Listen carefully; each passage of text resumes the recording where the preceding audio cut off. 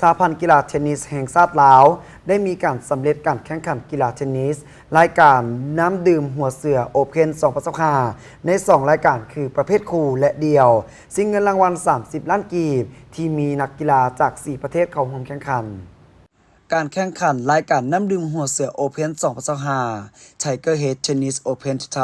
2025ได้จัดขึ้นในระหว่างวันที่7-8 มิถุนายนปี2025ผ่านมา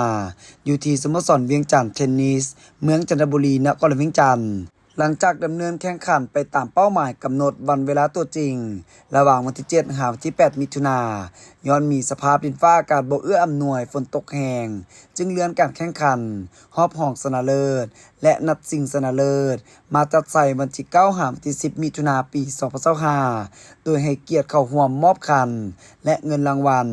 ของท่านดาววรพระจันทวงศ์ประธานสหพันธ์เทนนิสแห่งชาติลาวมีต่างหน้าบริษัทเบียร์ลาวจำกัดผู้ให้การสนับสนุนหลักและสื่อมวลชนตลอดฮอดกองเชียร์เข้าร่วมการแข่งขันเทนนิสรายการดังกล่าวมีการชิงชัย2รายการก็คือประเภทคู่ชายและเดี่ยวชายมีนักกีฬาที่มาจาก5ประเทศเข้าร่วมในนี้ประเทศไทยได้มีนักกีฬามาจาก4แขวงคือแขวงหนองคายแขวงอุดรธานีแขวงนครราชสีมาและแขวงสกลนครนอกนั้นก็มีนักกีฬาที่มาจากประเทศฟิลิปปินส์สิงคโปร์สวีเดนและลาวเข้าร่วม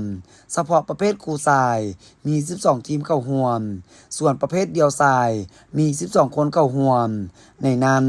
นักกีฬาหญิงเพียงหนึ่งเดียวคือนางมาลัยลักษณ์หรือดิไลรามือหนึ่งของลาว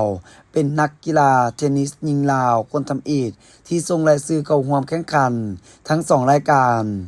ผ่านการแข่งขันประเภทเดี่ยวชายนัดชิงชนะเลิศเดี่ยวชายแม้นเป็นการพบกันระหว่างเท่าคริสนักกีฬาเทนนิสชาวเนเธอร์แลนด์พบกับเท่าไสสวัสดิ์หรือโจนัสโดยคู่นี้แข่งขันอย่างสูสีจนถึงวินาทีสุดท้ายเป็นทางคริสโปลิเทคสามารถเอาชนะไปได้2-1 เซตคว้าแชมป์ประเภทเดี่ยวชายได้รับขันแชมป์ที่สลักชื่อของคริสพร้อมเงินรางวัล20 ล้านกีบรองชนะเลิศเป็นของไสสวัสดิ์หรือโจนัสได้รับคันและเงินสด5 ล้านกีบส่วนรายการประเภทคู่แชมป์ตกเป็นของทีมของนางมาลัยลักษณ์หรือดิไรราสาวลูกซอดลาวสวีเดนและท้าวแม็กซิมัสได้รับขันแชมป์ที่สลักชื่อนักกีฬาพร้อมเงินรางวัล30 ล้านกีบและรองแชมป์เป็นของคริสสาวสวิตเซอร์แลนด์และแสนธนงวัฒน์ได้รับขันรางวัลและเงินสด10 ล้านกีบ